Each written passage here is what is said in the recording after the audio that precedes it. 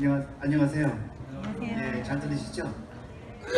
오늘은 이제 제가 베트남에 대해서 말씀드리려고 하는데요. 저에 대해서 조금 더 제 백그라운드 설명드리면, 제가 조금 전에 설명드린 것처럼 코리아 펀드를 운영했고요. 제가 15년 동안 한국에 투자하는 펀드를 운영했습니다. 그래서 그거를 잠깐 말씀드릴게요. 굉장히 재미난 스토리가 있습니다. 그 옛날에 그 코리아 펀드를 나오게 된 동기는요, 제 보스인데요, 니콜라스 프레시라는 사람이 영국 사람인데요, 그 사람은 일본에 투자하는 담당하는 사람이었어요. 그래서 일본에 가서 물어봤습니다. 앞으로 일본 기업들이 어려운 일이 있을 거가 어떤 게 있느냐 했더니, 대부분 그 사람들 대답이 한국에 너무 빨리 따라온다, 그래서 걱정스럽다, 그런 얘기 들었습니다. 그래서 이 사람이 한국이 어딘지도 몰랐는데 한국을 지도에 찾아보니까 일본 바로 옆에 있다는 걸 그때 아는 거예요. 그래서 이 사람이 한국에 와서 놀라운 겁니다. 그 30년 전이죠? 30년 더 됐죠? 70년대 한국을 와본 거예요. 그래서 이런 나라가 있구나.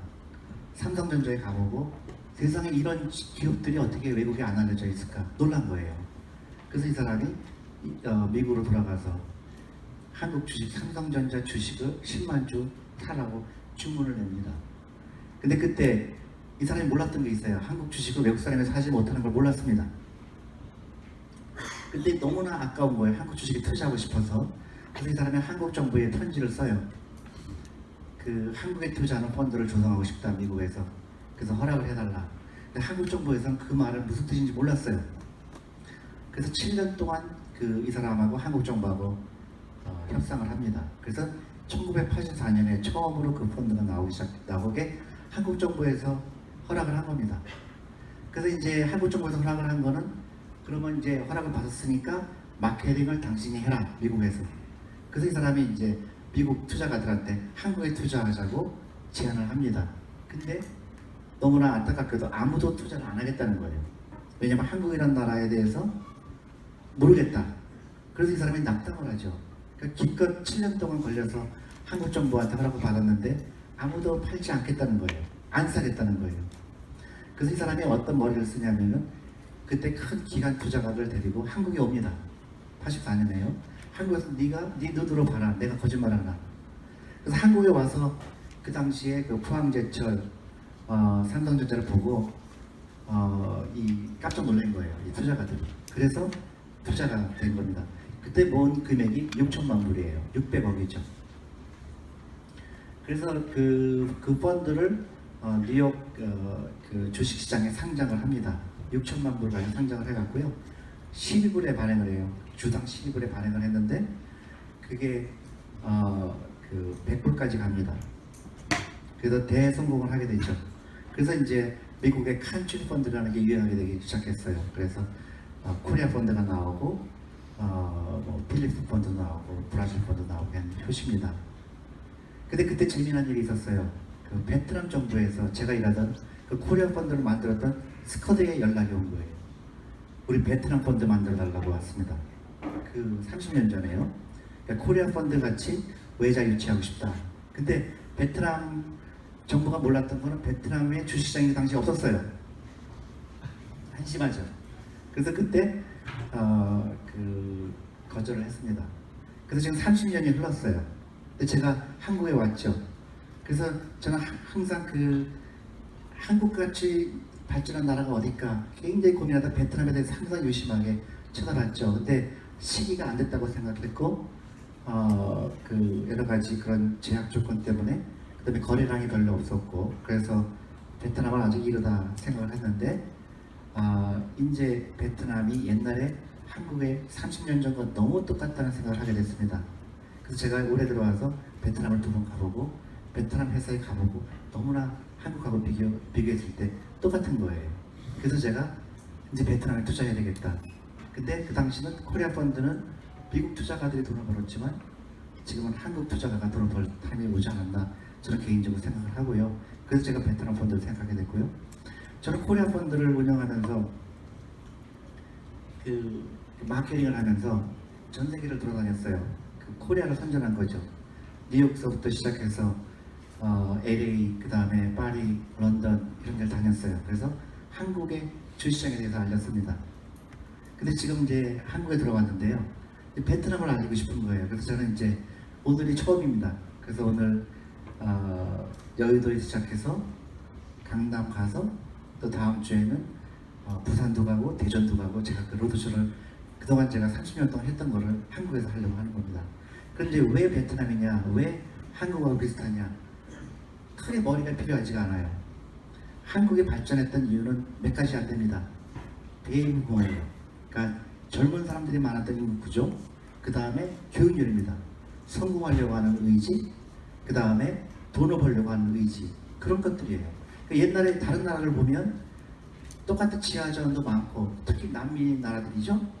그렇게 그 우월한 위치에 있는데도 불구하고 가난하거든요. 그 이유가 뭘까요? 국민성입니다. 국민성이고 인구 구조예요. 근데 베트남에 가보니까 너무나 한국의 30년 전하고 똑같은 거죠. 예를 들면 인구 구조입니다. 인구 구조가 평균 연령이 29살이에요. 한국은 40이 넘습니다. 그 다음에 인구가 9,500만 명입니다. 그리고 도시화일이 안 돼 있어요. 도시화일이 되지 안 들었다는 얘기는 앞으로 발전 가능성이 굉장히 크다는 얘기죠. 그러니까 옛날에 여러분들 그 연세가 드신 분들이 기억이 할 겁니다. 지방에서 서울로 올라와서 무작정 상경해서 공장에 취직하고 그래서 많은 부를 이끌어놨죠. 그 다음에 제가 기억하기로 1970년대에 지하철이 처음으로 나왔어요. 그리고 그 당시에 이제 모르겠어요. 몇 년이 정확하게 기억이 안 나는데 한국의 월드컵에서 올림픽에서 금메달이 처음 나왔죠. 레슬링에서 나왔죠. 올해 올림픽에서 처음으로 베트남 선수가 금메달을 땁니다. 너무 신기하고요. 또 놀라운 거는 제가 베트남 사람이 농구 반점이 있다는 거 처음 알았어요. 그래서 DNA가 한국 사람하고 굉장히 똑같고요. 그 엄청나게 부지런하고 엄청나게 그 손재주가 좋습니다. 그래서 이 나라는 이제 투자할 때가 왔다, 그런 생각을 하는 겁니다. 그래서 이제 이 펀드를 어떻게 만들어야 되느냐 이제 고민을 했습니다. 저는 코리아 펀드하고 똑같이 만들고 싶은 거예요. 폐쇄형이랍니다. 여러분, 폐쇄형과 개방형이 뭐가 차이인지 아세요? 잘 모르시나요? 개방형이라는 거는요, 여러분들이 알고 있는 펀드입니다. 예를 들어서 내가 투자를 해서 이제 언제든지 예를 들어서 오늘 샀다가 내일도 팔 수 있죠. 그걸 개방형이라고 해요. 그래서 들어갔다 나왔다 언제든지 자유롭게 하는 겁니다. 폐쇄형은 뭐냐면 옛날 코리아 펀드를 했던 폐쇄형을 한 이유예요. 시장이 작아요 아직은. 그리고 길게 투자해야 되고 돈이 들락달락 했다가는 손해볼 가능성이 큰 거죠. 예를 들면 저희가 이제 저희 주식만 투자할 게 아니라 채권에서 투자할 겁니다. 채권이 예를 들어 채권 단위는 뭐 한 번 살 때 500만 불, 100만 불 이렇게 사야 되죠. 근데 예를 들어서 어떤 사람이 5천만 원 돌려달라고 그러면 우리가 그걸 팔아야 되죠. 근데 5천만 원은 채권을 못 팔아요. 그랬을 경우에 기존에 있는 투자가가 손해를 볼 수가 있죠. 예를 들면 어떤 주식을 샀는데 이 주식은 너무 좋은데 약간 거래량이 없어요. 근데 돈을 달라고 그러면 중간에서 힘들죠. 그래서 폐쇄형을 하는 거예요. 그래서 부동산 같은 데 폐쇄형이 많은 이유가 그런 거죠. 그러니까 빌딩을 샀다 팔다 할 수 없으니까. 그래서 폐쇄형을 하는 거죠. 그리고 이제 또 하나 이유는 또 많은 사람들이 걱정합니다. 그럼 폐쇄형 10년이면 10년 동안 나는 돈을 절대로 못 찾을 거냐? 절대 그게 아니죠. 그러니까 코리아 펀드가 했던 거랑 똑같습니다. 코리아 펀드도 폐쇄형이지만 뉴욕 시장에 거래가 됐어요. 그러니까 상장을 시켰다는 얘기죠. 이 펀드도 저희가 모임을 하면 그거를 한국 주식시장에 상장을 합니다. 그러니까 예를 들어서 내가 3년 투자했더니 갑자기 너무 주식시장이 좋아서 이게 5배가 됐다. 그럼 언제든지 팔 수가 있는 거예요. 시장에서. 근데 이 펀드는 어떻게 되냐면 또 하나 장점은 이따가 제가 설명을 드리겠지만 폐쇄형이긴 하지만 저희가 베트남 채권이 한 이자율이 한 6% 됩니다. 그리고 배당 성향이 좋아요. 베트남 회사들이. 그래서 4% 5% 배당할 때가 많습니다. 그런 거는 저희가 즉시 배당으로 드리려고 해요. 그러니까 10년 동안 투자를 하시더라도 중간에 언제든지 나갈 수 있는 길이 있다. 두 번째로는 해마다 일정 금액을 배당으로 받는다. 그런 말씀을 드리고요. 또 하나는 제가 이따가 설명을 드리겠지만 제일 중요한 거는 이 투자가 이 수익 이번에 이 펀드에 가입하신 분들이 얼마큼 유리하냐 그거를 제가 고민했습니다. 다른 사람이 궁금할 거예요. 왜 이거를 하기 위해서 옛날에는 다 증권회사가 팔았는데 은행에 가면 샀는데 왜 갑자기 사장이 나와서 이런 모드처를 할까 궁금하시죠? 그게 예를 들어서 그 투자자 여러분들한테 조금이라도 유리한 구조를 만들기 위한 겁니다. 그러니까 이 펀드에 가입하려면 2%의 가입비가 들어갑니다. 처음에. 그러고 나서 1년에 판매 수수료가 없습니다. 그러니까 저희가 보통 그 개방량은 판매 수수료, 그다음에 운영 수수료 다 했는데 이거는 판매 수수료가 없는 펀드입니다. 그래서 많은 저희가 그 중간 단계를 없앴다고 생각하시면 되죠. 그래서 제가 여러분들한테 직접 만나고 말씀드리려고 하는 게 그겁니다.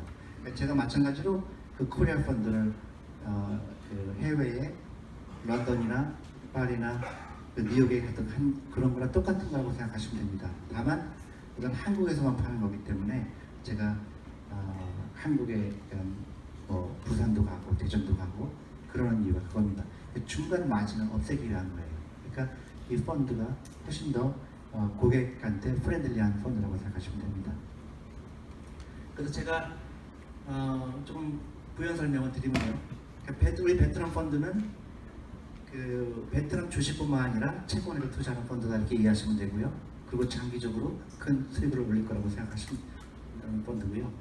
아까 왜 베트남인가에 대해서는 설명을 드렸다고 생각하고요. 그래서 그 베트남이 너무나 한국의 30년 전하고 비슷한 그런 구조를 갖고 있다. 그러니까 성장이 굉장히 성장 가능성이 있는 나라라고 생각하는 거죠. 그 다음에 이제 저희가 펀드 매니저가 모계방 씨가 있는데 같이 와 있습니다. 그래서 그러면 도대체 어떤 주식이 베트남 주식에 대해서 좀 알려달라 그런 분들이 많아요. 그래서 우리가 투자하려는 회사가 대강 어떤 회사인가 그런 거 말씀드린 거고요. 예를 들어서 코리아 펀드 같은 경우 마찬가지로 맞습니다.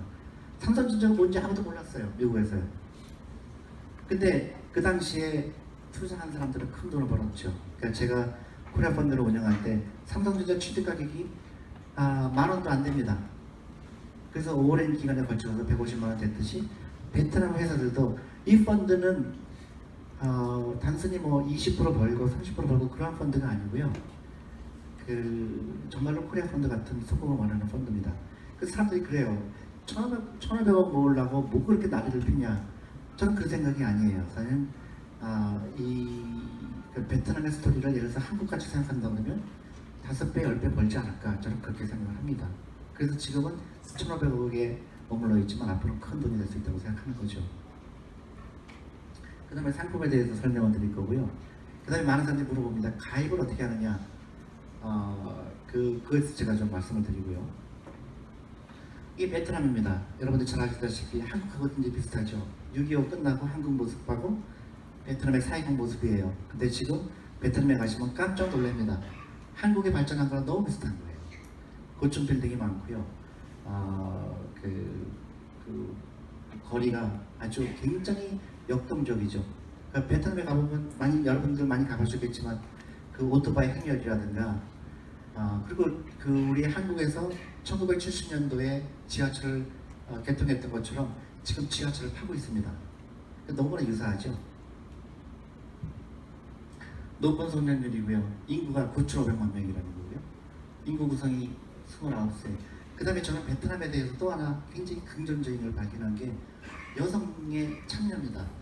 그러니까 기업에 가보면 그 높은 직업에 높은 직종을 갖고 있는 사람들이 여성분이 굉장히 높아요. 저는 베트남 은행에 가서 깜짝 놀랐는데 지점장의 반이 여성 비율입니다.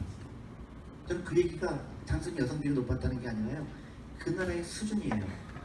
물론 공산주의였던 이유도 있겠지만은 여성들이 많이 참여한다는 얘기는 뭐냐면요.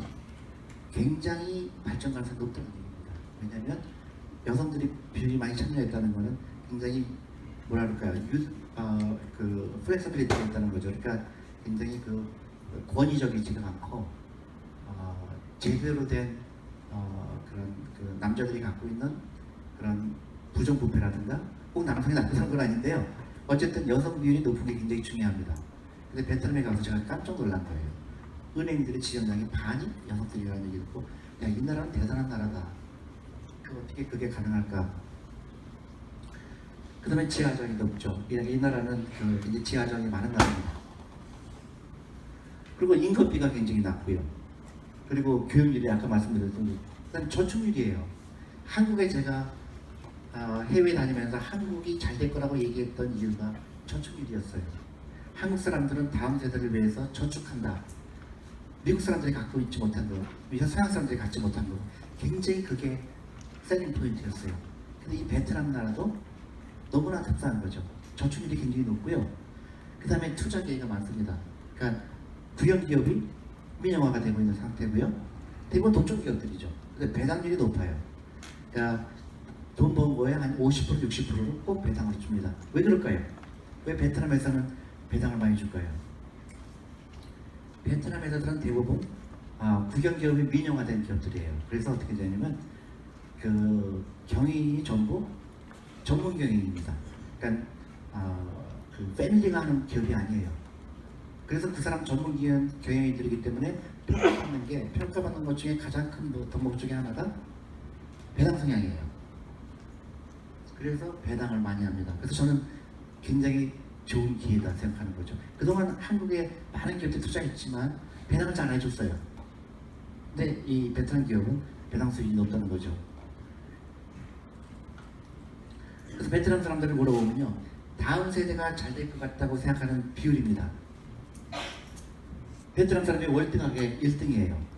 근데 가만히 보시면요, 베트남, 인도네시아, 차이나, 인디아, 타일랜드 되게 재밌죠? 다 투자하고 싶은 나라들이에요. 그죠? 근데 투자하고 싶지 않은 나라가 밑에서 올라오죠. 일본이에요. 그러니까 일본 사람한테 모아서 다음 세대가 당신보다 잘 살 거 됐겠냐 물어보면 대부분 아니라고 얘기하는 거죠. 왜 그럴까요? 인구 구성이 그렇고요. 노령화가 되고 있고, 그 다음에 잘못된 투자를 합니다. 일본 노인네들은 주식에 투자하는 걸 두려워해요. 그래서 금연을 꾸린 거죠. 그러니까 IT 기업이 안 나오고 젊은 사람들이 없기 때문에 그럽니다. 그래서 저는 베트남이 월등하게 투자할 만한 나라가 있게 생각하고요. 그 다음에 외국 회사들한테 물어본 거예요. 앞으로 어디에 투자하고 싶으냐? 베트남이 1등입니다. 근데 안타깝게도 한국은 좀 안 되네요. 근데 그만큼 베트남에 그 많은 사람들이 낙관하고 있다는 거죠. 아까 말씀드린 성장률입니다. 그런 물가도 그 2008년에 그 리만 사태가 났을 때 굉장히 어려웠어요. 근데 지금은 많이 안정돼 있고요. 이게 교육률입니다. 이게 무슨 장면이냐면요, 그 초등학교, 명문 초등학교 입학원서를 받으려고 그 학부모들이 싸우다가 담을 무너뜨리고 들어가는 거예요. 이 정도로 베트남 사람들이 한국 못지않은 그 교육률이 있다는 거죠. 그리고 더 중요한 게 발전 가능성이 높다고 생각하는 이유가 임금입니다. 임금이 굉장히 싸요. 그러니까 중국의 약 10년 정도 전이라고 생각하시면 되죠. 그러니까 예를 들어서 10년 전, 20년 전에 중국을 생각했을 때 중국이 발전할 수밖에 없다는 것을 대부분 느꼈을 거예요. 근데 지금은 베트남으로 옮겨가는 겁니다. 그래서 많은 중국에 투자했던 기업들이 베트남에 옮겨가고 있고요. 여러분들이 아시다시피 삼성전자가 베트남에 투자했고, 최근에 애플이 또 발표했습니다. 1조 정도, 약 1빌리언 달러를 베트남에 투자하겠다고 해요. 그러니까 베트남에 많은 투자가 일어날 거라고 생각하는 겁니다. 이게 그거예요. 그러니까 직접 투자하는 거죠. 그래서 꾸준하게 베트남에 돈이 들어가고 있다는 얘기입니다. 이게 재밌죠. 인구 구조가 아까 말씀드린 겁니다. 대부분 인구 구조가 25에서 29살에 돼 있죠. 그리고 굉장히 애를 많이 낳고 있습니다. 지금도요. 그래서 유일하게 앞으로 20, 30년 동안 인구가 늘어갈 수 있는 나라 중에 몇 개 안 되는 나라 중에 베트남이 하나죠. 이게 너무 재밌습니다. 1984년에 한국 코리아 펀드가 나왔을 때 1인당 그 소득입니다. 그게 2,500불 정도 됐는데요. 지금 베트남이 그래요. 그래서 그 당시 상황하고 또 하나 비슷한 면이 있다는 거예요. 인터넷 사용자도 아직은 많지가 않아요. 근데 급속하게 늘어나고 있다는 거죠. 그러니까 베트남이 굉장히 빨리 발전하고 있다는 걸 간접적으로 말한 거고요. 환율이죠. 환율도 중요하죠. 그래서 아무리 주시장이 좋아도 환율이 나쁘면 손해 볼 수 있는데 3년에 상당히 안정적으로 돼 있었고 다행히도 과거 10년 동안 지속적으로 절하가 돼 있었습니다. 그러니까 예를 들어서 달러당 동인데요. 이 나라 커런시가 동인데 만 동이었어요. 근데 지금은 22,000동입니다. 그 얘기는 그동안 꾸준하게 베트남 뭐죠? 커런시가 환율이 굉장히 유리하게 돼 있다는 데까지 투자하기에 적당하다. 그러니까 과도하게 돼 있지 않다는 거죠. 그 외국인 투자지 보니까 한국하고 똑같아요. 베트남 정부도 한국에 그러니까 자기네 나라에 투자하는 펀드에 제한을 많이 둡니다. 왜냐하면 자기네 나라의 주식에 너무나 싸게 들어올까봐. 그러니까 한국 정부도 그랬거든요. 그래서 외국인 지분을 지속적으로 점차적으로 개방했죠. 근데 그런 것처럼 베트남도 점차적으로 하는데요. 좋은 게 하나가 있어요. 베트남 정부가 돈이 없습니다 지금. 그렇기 때문에 계속 팔아야 돼요. 자기네 갖고 있는 그 회사들을 구형 기업들이 팔아야 됩니다. 저는 이제 그게 기회라고 보는 거죠. 한국의 1984년도에 이제 코리아 펀드에 나왔을 때와 비교를 해봤어요. 그 당시에 300개 정도의 회사가 상장이 돼 있었고요. 1984년도에 그 다음에 시가총액이 놀랍게도 작았어요. 4조예요. 4조. 그러니까 한국 4조면은 그 당시에 한국을 다 살 수가 있었던 겁니다. 그죠? 그리고 시가총액 10개가 거의 그 25%를 차지했고요.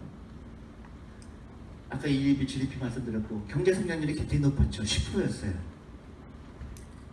그리고 인구가 4천만이었고 도시화율이 저는 굉장히 중요하다고 생각해요. 도시화율이라는 거는 앞으로 발전 가능성이 인프라가 얼마큼 투자가 돼야 되느냐 그런 간접적인 거를 말씀하는 거거든요. 그러니까 도시화가 만약에 100% 돼 있으면 이제 인프라스트럭처에 더 투자할 게 별로 없다는 얘기입니다.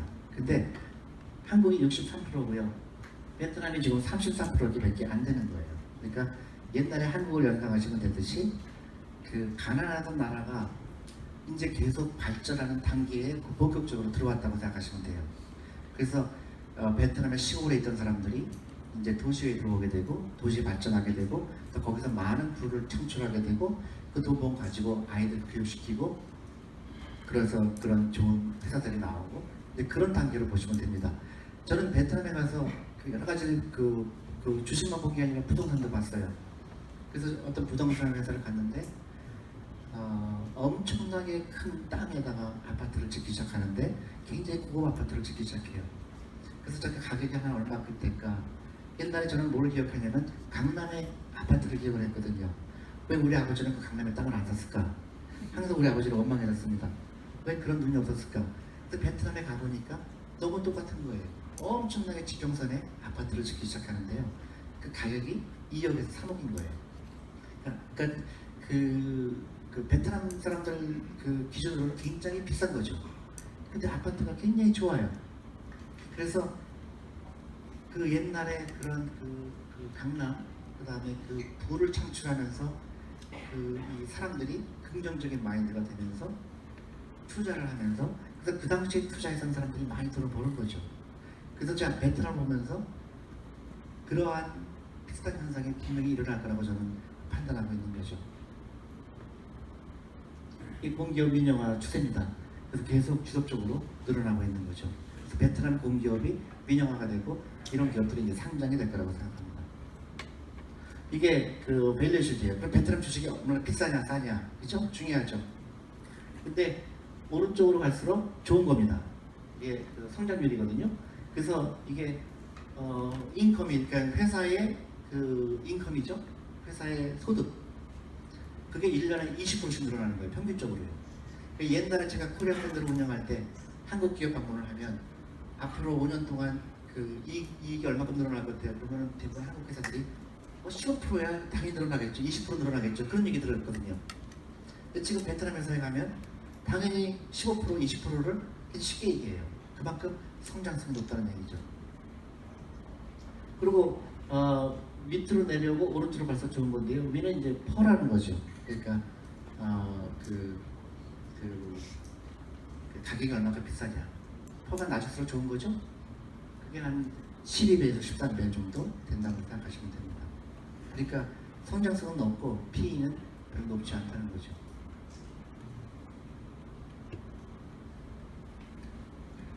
이게 이제 호지민의 거래소하고 그 하노이인데요. 지금 호지민의 그 총 시가총액이 약 65조 정도 됩니다. 근데 아까 말씀드렸듯이 한국이 1984년도에 4조였다고 했잖아요. 그게 한 65조 됐다는 거는 근데 그 30년을 따져보면 굉장히 옛날하고 비슷한 거죠. 그렇죠? 그 한국의 4조와 지금 65조와 그 물가 상승률까지 따지면 굉장히 비슷한 거죠. 그리고 탑 10이 40조예요. 그러니까 옛날에 삼성전자, 포항제철 그런 기업들이 대부분의 시가총액을 차지했거든요. 너무나 흡사한 거죠. 저희는 저런 기업들에 주목할 겁니다. 그래서 다 투자하는 게 아니고요. 한 20개 종목 내외에 투자를 해서 오랫동안 기다리면 옛날에 우리가 한국 기업에 투자했을 때 돈을 버는 것처럼 벌 수 있을 거라 그렇게 생각하는 거죠. 이게 코리아 펀드입니다. 그러니까 1984년 제일 첫 번째 그래프가 코리아 펀드 나왔을 때고요. 타 영상으로 더 이상 좋을 수가 없죠. 꾸준하게 올라가서 많은 돈을 벌었죠. 이때 코리아 펀드도 마찬가지로 그 600억을 모아서 뉴욕에 거래를 하자마자 그 프리미엄으로 거래됐습니다. 프리미엄이 뭐냐면 우리가 투자하는 회사들의 그 기업 가치보다도 150%더 사람들이 산 거예요. 그만큼 한국 시장이 알려지기 시작하면서 그 한국에 대한 수요가 늘었는데 한국에 투자할 길이 그렇게 많지 않았던 거죠. 개인들이 투자하기에.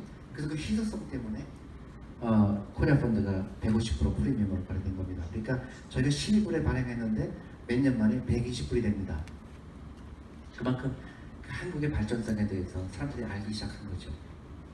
근데 저는 베트남도 비슷한 그게 꼭 10배가 될지 5배가 될지 3배가 될지 모르겠지만 비슷한 경로를 겪지 않을까 생각을 합니다. 그래서 저희가 그 베트남에 투자하는 게 예를 들어서 한 7년 전, 8년 전에 많은 사람들이 베트남이 좋다고 투자해서 갖고 굉장히 안 좋은 경험을 했죠. 그 이유는 몇 가지 안 되는데요. 너무 많은 돈이 몰렸고요. 그 다음에 거래량이 별로 없었던 시장이에요. 그때는. 지금은 거래량도 많이 늘어났고 저희가 이 펀드를 하면서 1,500억이 맥스로 닿습니다. 그래서 1,500억 이상은 더 이상 투자를 안 받으려고 해요. 아직도 시장이 65조밖에 되지 않기 때문에 너무나 많은 돈이 들어가면 안 된다는 판단이고요. 그리고 당연히 이 펀드는 한국 거래소에 상장을 할 예정이고요. 그래서 옛날에 우리가 코리아 펀드라 성공한 것 같은 굉장히 비슷한 스토리가 될 거라고 생각을 합니다. 아직도 그러니까 베트남 투자하는 건 쉽지가 않거든요. 특히 베트남 채권이라든가 아니면 베트남의 그런 주식이 아직은 희소성이 있죠. 그래서 저희도 상장했을 때 어떻게 될지 모르겠지만 좋은 가격으로 거래가 되지 않을까 이렇게 생각을 합니다. 이게 베트남 시장입니다. 그래서 아까 말씀드렸듯이 7, 8년에 투자하셨던 분들이 손해본 이유는 거래량이 없는 시장에서 너무나 많은 돈이 몰렸어요. 그래서 한국 투자자들이 많이 투자한 걸로 기억을 합니다. 그래서 지금 그때 버블이 생겼고요. 그 버블이 이제 없어지는 과정이고 그 시간이 돼서 지금 이 빨간 막대 그래프가 거래량이에요. 그러니까 시장이 굉장히 이제 활성화가 됐다는 얘기죠. 그러니까 충분히 이때는 사고 파는 게 큰 문제가 없을 거다. 그렇지만 조단위는 힘들다 이런 생각을 하고 있습니다. 나쁜 면이죠. 좋은 면만이 어느 나라만 좋은 면만 있을 수는 없죠. 나쁜 면은 걱정되는 부분이죠. corruption이죠. 부정부패입니다. 그러니까 공산당 나라고 부정부패가 아직도 있어요. 그건 부인할 수 없습니다. 근데 한국도 30년 전에 생각하시면 부정부패가 있었죠. 그래서 이거는 전체적인 플러스 요인을 생각하면은 충분히 감안할 수 있는 부분이라고 생각을 하고요. 우리 투자자 입장에서 보면 우리가 뭐 잘 모르는 기업에 투자하는 게 아니고 옛날에 한국처럼 비교적 투명성이 있는 기업들에 투자를 하고요. 그래서 큰 염려를 안 했다고 생각하시면 되고요. 투명성도 마찬가지고 그래서 가능한 한 저희는 상장된 지 오래된 기업, 그 다음에 대표 기업, 그 다음에 외국 투자가가 많은 기업 이제 그런 데에 투자하려고 합니다. 그래서 가능한 한 투명성에 대한 우려를 줄이려고 하고 있고요. 코퍼레이트 거버넌스죠. 기업 지배 구조가 어떠냐. 저는 아까 말씀드렸듯이 기업 지배 구조는 좋은 구조다. 왜냐하면 배당을 많이 하려고 하고 있고, 그 다음에 전문 경영인이 운영을 하고 있고, 그 다음에 그 전문 경영인이 자기의 평가가 받기 위해서 많은 배당을 할 거라는 생각을 하고 있고요. 그래서 저는 코퍼레이트 거버넌스에 대해서는 그렇게 큰 걱정을 안 하고요. 또 베트남 정부가 하나 잘한 게 있는 게요. 약 3만 명의 사람들을 해외에 인력을 시켰습니다. 그래서 그 사람들이 돌아와서 기업을 경영하고 있어요. 그래서 저는 베트남의 기업 방문을 다 했는데요. 통역을 데리고 왔습니다. 그래서 언어의 소통이 문제가 있을 줄 알고요. 근데 통역을 쓸 필요가 없다는 걸 알았어요. 영어를 너무너무 잘하는 거예요. 왜냐하면 대부분 호주에서 유학했거나 미국에서 유학했거나 싱가포르에서 유학했거나 그런 사람들이 와갖고 전문 경영이 된 거예요. 그래서 훨씬 더 안심이 되는 거예요. 이 기업들에 대해서 훨씬 더 알기 쉽고 경영에 대해서 훨씬 더. 그래서 계속 베트남어만 하는 사람을 만나면 이제 골치 아프겠죠. 제대로 알려면. 근데 영어가 통하고요. 굉장히 제가 생각한 것보다 훨씬 더 경영진이 웨스턴 스타일입니다. 서양식이에요. 그러니까 코퍼레이트 거버넌스라든가 주주들에 대한 배려라든가 이런 거에 대해서 훨씬 생각보다 낫다고 생각하는 거죠. 근데 나쁜 것도 하나 있다 그러면 아직도 베트남은 투자하기 어려운 나라입니다. 그래서 옛날에 30년 전에 한국 주시장에 외국 사람들이 투자를 안 했죠. 왜냐? 너무 작기 때문에. 지금 베트남이 그런 사람들이에요. 그러니까 여러분들이 기억하시겠지만 한국도 외국인 투자가 활성화하게 된 게 시장 규모가 커졌을 때입니다. 마찬가지로 베트남도 시장 규모가 커진 건 확실해요. 그때 이제 외국인 투자가가 이제 들어올 겁니다. 지금 시가총액은 너무 작아요. 그러니까 여러분이 시가총액이 1조 그러면 굉장히 작지 않아 보이지만 투자자 입장에서는 아주 작은 거예요. 보통 외국 투자가들이 투자하려면 아주 작아도 10조, 20조가 돼야 투자가 돼요. 근데 저는 베트남 회사가 그런 기업이 나올 거라고 생각합니다. 그러면 지금 투자한 사람들은 저는 기다려야 된다고 생각해요. 옛날에 한국의 SK텔레콤, 삼성전자, 삼성화재 이런 데 투자해서 많은 돈을 벌었듯이 베트남도 그런 기업이 나오라고 생각하는 거죠. 지금은 이제 제가 왜 베트남이냐, 베트남의 장점, 단점을 말씀드렸고요. 지금은 저희가 이제 그동안 기업 방문을 했던 거 일부를 저희가 소개시키려고 하는 거고요. 그리고 우리가 어떤 기업에 투자하느냐, 그래서 그런 거에 대해서 좀 저희 펀드 매니저가 있습니다. 모개방 씨인데요. 이분이 시간이 많지 않으니까 간략하게 소개하지만 대강 우리가 얘기하는 성장성이 어떤 거다 그런 거에 대해서 말씀을 드리고 그 다음에 채권에 대해서 우리 채권 펀드 매니저가 말씀드리도록 하겠습니다.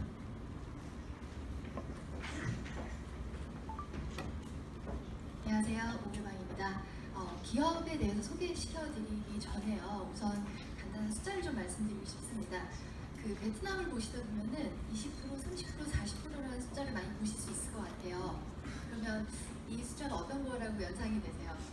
많이 성장률이라고 생각을 하실 것 같은데요. 예, 20%의 대부분의 기업들이 20% 정도의 성장을 계속 하고 있고요. 또 더 중요한 거는 베트남에 저희가 생각할 때보다 저희가 주변에서 흔히 볼 수 있는 가전이라든지 이런 생활용품들이 보급률이 상당히 낮습니다. 예를 들어서 세탁기 같은 경우 16%밖에 안 돼요. 5가구 중에 1가구만 세탁기를 가지고 있고요. 또 냉장고 같은 경우도 40%가 안 됩니다. 자, 이런 숫자를 가지고 기업들을 보시면 조금 더 이해가 가시고 성장이 도대체 어디서 나오는지 이해가 가실 것 같습니다. 우선 비나밀크라고 저희가 조금 친근한 제품을 위주로 말씀을 드리면요. 저희 예전에 남양유업이라고 주가가 지금 굉장히 많이 올랐지만 우유 회사 기억나시죠? 비나밀크의 전경이고 이제 안에 생산 라인입니다. 저희가 비나밀크를 말씀드리는 이유는 뭐냐면 베트남에 제가 말씀드렸듯이 냉장고의 보급률이 상당히 낮습니다. 그래서 이제까지는 연유를 많이 먹었던 나라입니다. 근데 저희가 소득순이 높아지면서 이런 가전제품의 보급률이 높아지면서 우유의 소비량도 이제 점차 늘어나고 있습니다. 현재 베트남의 우유 소비량이 얼마냐면요. 보시면 15리터밖에 안 돼요. 근데 미얀마 같은 경우는 벌써 30리터, 태국이 34리터 마신 게 아니고 이런 냉장 시설이 부족하기 때문에 많이 마시지 못했던 그런 환경이라고 보시면 될 것 같습니다. 또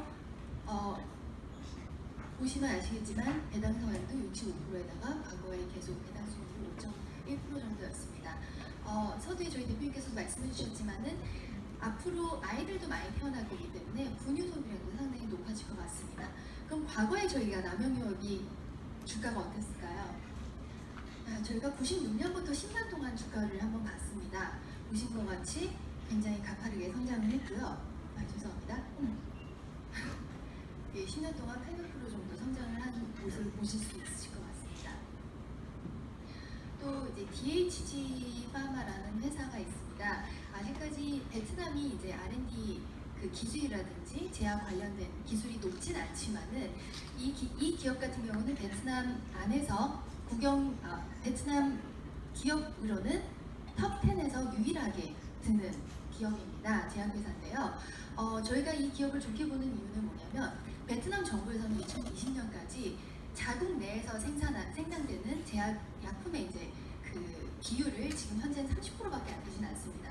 앞으로 80%까지 높일 예정이고 이 기업 같은 경우는 또 일본의 타이쇼 제약하고 전략적 제휴를 맺고 있어서 앞으로도 좋은 약도 좋은 성장성을 보여줄 걸로 기대를 하고 있습니다. 마찬가지로 이제 유한양행을 과거 주가를 보시면 굉장히 높은 성장률을 보여줬습니다. 다음 말씀드릴 기업은 홍밭그룹이라는 기업인데요. 철강 기업입니다. 근데 사실 저희가 지금 철강 기업 얘기하면 많이 부정적으로 생각하실 것 같아요. 근데 저희 대표님께서 말씀해 주신 것처럼 베트남이 이제 고정자산 투자를 하고 있습니다. 지하철이 지금 지어지고 있고 아파트가 지금 상당히 많이 지어지고 있는 그런 국가인데요. 또 중국에서 값싼 철강 제품에 대한 관세를 높게 부과하고 있어서 그 베트남 자국 내 기업들이 상당히 많은 기회를 얻고 성장을 할 수 있을 걸로 보이고 있습니다. 또 포스코도 마찬가지로 한국이 성장할 수 했던 기간에 상당히 좋은 주가 수익률을 보여준 거를 보실 수 있을 것 같습니다. 또 이 기업은 상당히 재밌는 기업입니다. 모바일 월드 그룹이라고 해가지고요. 그 전자제품 아까 제가 보급률이 낮다라고 말씀을 드렸잖아요. 앞으로 전자제품 그러니까 소득 수준이 올라가면서 전자제품의 소비도 상당히 올라갈 거지만 더 재밌는 것은 이 기업이 지금 유통망을 상당히 잘 구축을 해놨습니다. 그래서 이 유통망을 활용해서 앞으로 그 편의점 사업을 진출할 예정이고요. 저희도 사실 주변에서 로컬 그 편의점, 저희 한국의 편의점들이 더 빠른 성장을 한 모습들을 보시지 않았습니까? 그런 것처럼 이 모바일 월드 그룹도 앞으로 베트남의 로컬 기업으로서 편의점 사업에서 상당히 좋은 그 성장을 보여줄 걸로 예상을 하고 있습니다. 상장사뿐만 아니고 저희가 이제 IPO 기업도 앞으로 계속 투자를 할 예정입니다. IPO 기업 중에 이제 아이케어 베네핏이라고 상당히 재밌는 기업이에요. 이 기업 같은 경우는 직원 복지 프로그램을 개발을 해서 사업장에 이제 서비스를 제공하는 기업입니다. 이 기업 같은 경우는 삼성전자라든지 하나소닉, 야마같이 이제 전자제품들을 확보를 하고요. 이 플랫폼에 가입해 있는 사업장의 직원들한테 시중가보다 좀 더 낮게 구매를 하고 또 월급에서 제하면서 그 직원들에게 좀 더 쉽게 전자제품을 구매할 수 있는 그런 프로그램을 제공을 하는데요. 동남아에서는 사실 이런 부분이 많이 없어서 라오스라든지 인도네시아라든지 이런 그 주변 국가에 이 플랫폼이 상당히 빨리 보급되고 있는 추세입니다. 등록된 직원 수를 보시면 상당히 빠르게 올라갔죠. 2014년에 1분기에 17,000명이어서 지금은 벌써 70만 명이고요. 또 거래 규모도 상당히 빨리 성장한 걸 보실 수 있을 것 같습니다. 저 위에 있는 그림 같은 경우는 제가 홈페이지에서 따온 건데요. 보시면은 베트남 사람들이 지금 냉장고 하나에 굉장히 기부하고 있죠. 그 정도로 가전제품이 상당히 낮게 보급되어 있고 소득 수준이 이제 막 올라온다고 보시면 될 것 같습니다. 마지막으로 비에젯 에어는 베트남에서 지금 가장 많이 회자되고 있는 기업인데요. 2011년 말에 출범했는데 지금 벌써 베트남의 국영 항공사보다 더 빠른 성장을 하고 있는 기업입니다. 또 아시아에서 가장 주목받는 여성 CEO로 외신에서 많이 다뤄지고 있는데요. 보시면 베트남 에어라인보다 여기 이게 베트남 에어라인이고요. 여기 녹색이 비에제 에어의 그 탑승객 추이입니다. 상당히 빠르게 성장을 했는데요. 어떻게 성장을 했을까요? 자, 보시면 파격적인 비키니 마케팅을 했습니다. 승무원들이 비행기 내에서 비키니를 입던지 또 그 승무원의 입장을 보시면 반바지예요. 그만큼 저희가 베트남 하면은 공산 국가고 또 굉장히 이렇게 고지식할 거라고 생각을 하시는데 반대로 굉장히 파격적이고 좀 고정관념이 없고 또 새로운 문명을 빨리 이렇게 받아들이는 그런 국가라고 보시면 될 것 같습니다.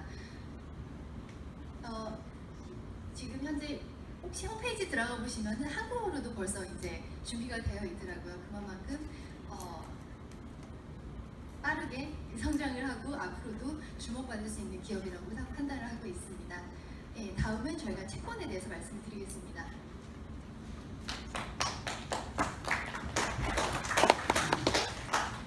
안녕하십니까. 채권 담당하는 권규백이라고 합니다.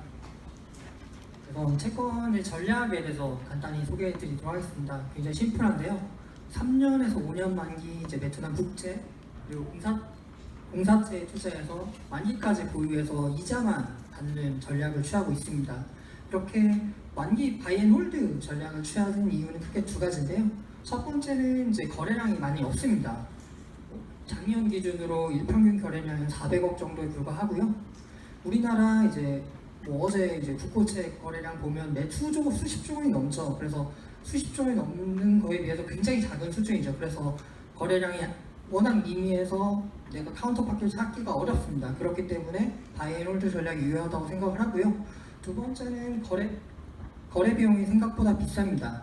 우리나라는 이제 100억의 채권을 거래하면 대략 한 100만 원 정도의 수수료를 내는데요. 베트남 같은 경우는 1000에서 1500만 원 정도의 수수료가 듭니다. 그래서 거래를 많이 하면 할수록 내가 펀드 수익률을 깎아먹는 구조가 되겠죠. 그렇기 때문에 바이앤홀드 전략가 유리하다고 생각을 하고 있어서 그렇게 전략을 구성해봤습니다. 그럼 이제 베트남 채권에 왜 투자해야 되냐라고 물어보신다면 첫 번째 그래프 보시면 이제 베트남 국채나 이제 공사채 수익률입니다. 한 대략 6에서 6.5% 정도 나오는데요. 우리나라 국고채나 공사채 금리에 비해서 500bp나 높은 수준입니다. 그렇기 때문에 금리가 높기 때문에 베트남 채권에 투자해야 된다고 생각을 하고 있고요. 그러면 이제 금리가 높으니까 위험도 크지 않겠냐라고 되물어볼 수 있습니다. 예, 맞습니다. 베트남 신용 등급은 우리나라보다 대략 한 10계단 정도 낮죠. 그리고 아까 대표님이 말씀하신 것처럼 부정부패도 있고요. 여러 가지 문제점이 많은 국가이긴 합니다. 하지만 앞서 말한 것처럼 29세로 굉장히 젊습니다. 그리고 GDP 성장률 6% 중반 예상되고 있고 우리나라뿐만 아니라 글로벌 지도자들도 베트남에 투자해야 된다라고 말을 하고 있습니다. 그리고 외환보유고도 200불대에서 370불, 400불대로 늘어날 거로 예상되고 있습니다. 그렇기 때문에 단시일 내에 베트남 정부가 부도를 할 가능성은 굉장히 낮다라고 생각을 하고 있고요. 그리고 베트남은 이제 저희 입장에서는 해외니까 FX 잘 보셔야 되는데요. 앞서 설명한 것처럼 베트남 동은 굉장히 많이 절하되어 왔습니다. 그리고 지금 베트남 환율 제도는 중국과 같이 바스켓 환율 제도이기 때문에 상하 변동폭이 제한되어 있습니다. 그렇기 때문에 베트남 경제가 계속 안정적이라면 베트남 환율 변동성도 굉장히 안정적일 거라고 생각하고 있습니다. 그래서 브라질이나 다른 터키에 비해서 금리는 낮지만 그들 국가보다 더 높은 수익률을 얻을 수 있는 국가 중 하나라고 생각을 하고 있습니다. 제가 이제 국채에 대해서 설명드렸는데 공사채에 대해서 간단히 설명드리면 제가 투자할 공사채는 두 군데입니다. 첫 번째는 이제 베트남 디벨로먼트 뱅크라고 하고요. 두 번째는 베트남 뱅크 포 소셜 폴리시라는 두 은행입니다. 첫 번째 은행 같은 경우는 베트남 정부가 무역금융이라든지 산업을 지원하기 위해서 베트남 정부가 만든 은행이고요. 두 번째 은행은 이제 소상공인들을 위해서 만든 베트남 정부가 만든 은행입니다. 그래서 베트남 정부가 만든 은행이기 때문에 베트남 정부가 이 두 회사의 채권에 대해서 보증을 하고 있습니다. 그래서 제가 투자할 채권은 베트남 국채 그리고 베트남 정부에서 보증하는 보증채 이 두 가지라고 생각하시면 될 것 같습니다. 이상 채권 부분을 마치고요. 그리고 대표님께서 이제 펀드 관련된 나머지 내용들을 설명해 주시도록 하겠습니다.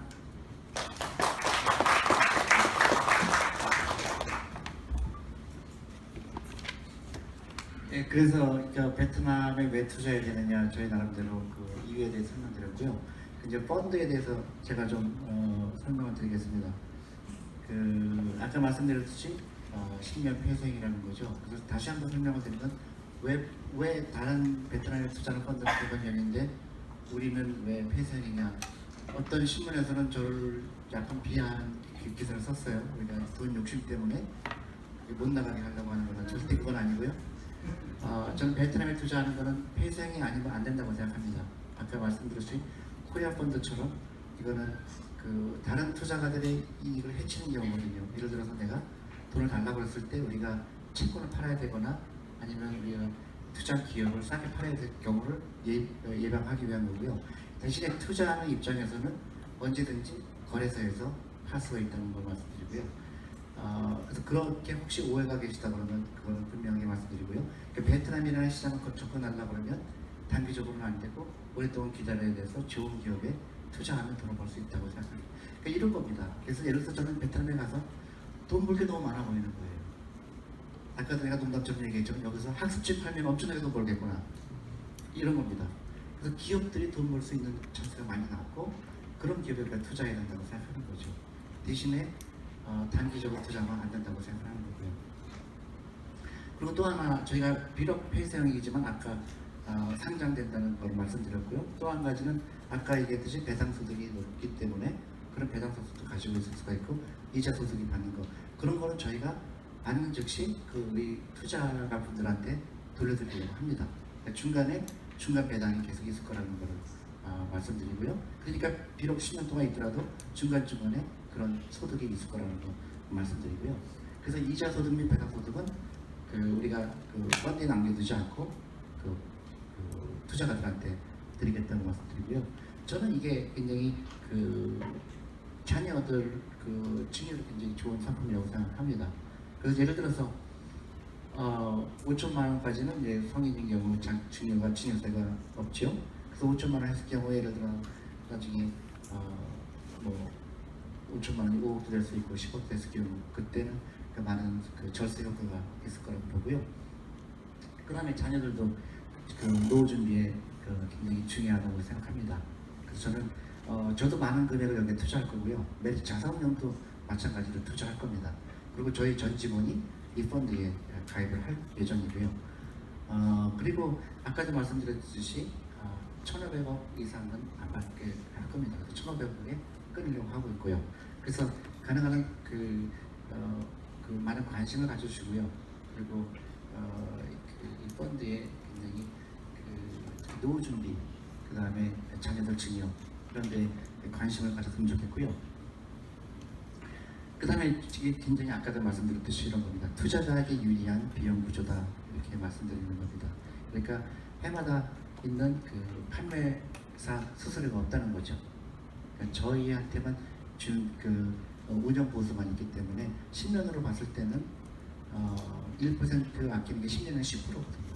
그래서 적지 않은 금액을 세이브할 수 있는 그런 거라고 생각합니다. 그래서 지금 제가 하는 이런 것들이 국내 최초예요. 그러니까 이런 로드쇼라고 그러죠. 그러니까 펀드에 대해서 여러분들이 알고 있는 여러 가지 펀드는 그동안 대부분 은행이나 증권에서 PB들이 팔았죠. 이것도 마찬가지로 PB한테 가셔야 됩니다. 근데 비용 구조로는 앞으로 계속 오래 갖고 있는 분한테 절대적으로 유리한 구조라고 말씀드리는 거죠. 운영 개시일은 9월 12일이고요.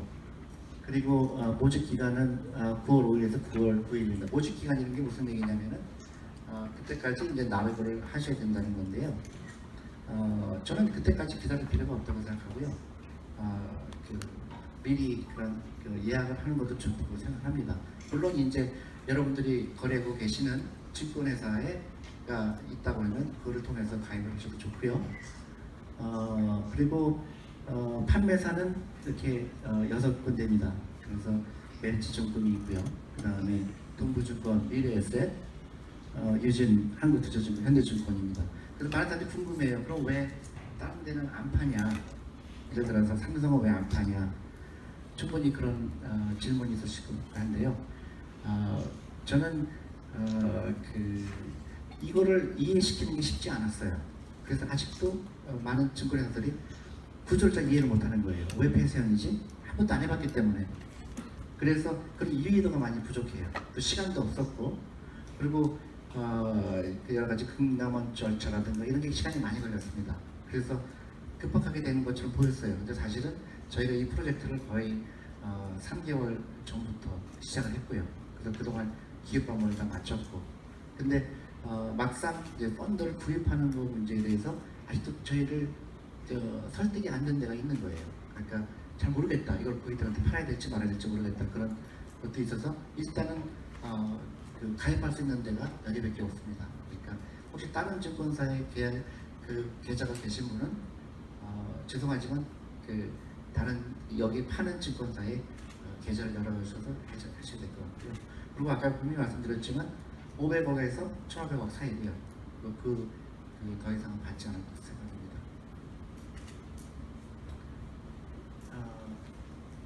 이게 전부고요. 그래서 저희가 딱 정확하게 1시간 됐는데요.